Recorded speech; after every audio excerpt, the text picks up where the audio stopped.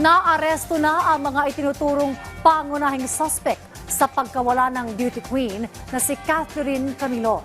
Yan ang ulat ni Patrick De Jesus.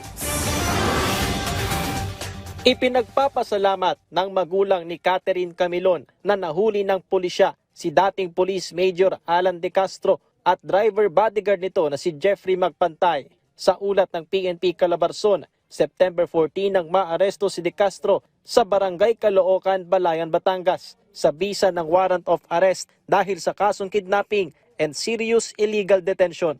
Dito rin naaresto ng Balayan Municipal Police si Jeffrey Magpantay. Itinuturong pangunahing suspect sina De Castro at Magpantay sa pagkawala ng beauty queen sa Batangas noon pang Oktubre ng nakaraang taon. Yung creation ng Special Intelligence and Tracker Team, sila po yung talaga pong nag-work po para mahuli po yung dalawa. So, based po sa report is naglalakad po sila along the highway po. Doon po sila nahuli.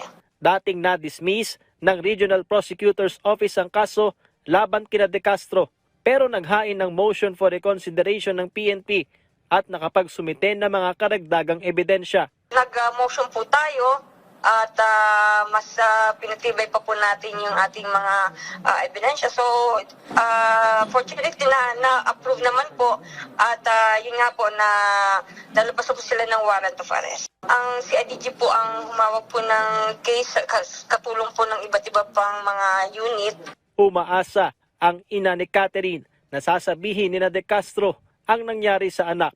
Wala ko ma'am akong ibang hinihiling kundi ang sabihin nila yung totoo, kung nasaan ang aking anak, kung anong ginawa nila, kung saan nila dinala. Yun na ang ma'am. Hindi rin nawawala ng pag-asa ang ina ni Catherine na mahanap pa rin ang anak mag-iisang taon nang mawala ito.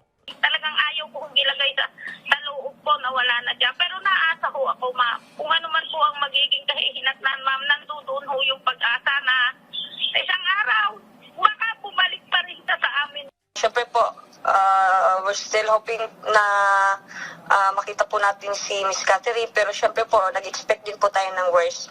Patrick De Jesus para sa Pambansang TV sa Bagong Pilipinas.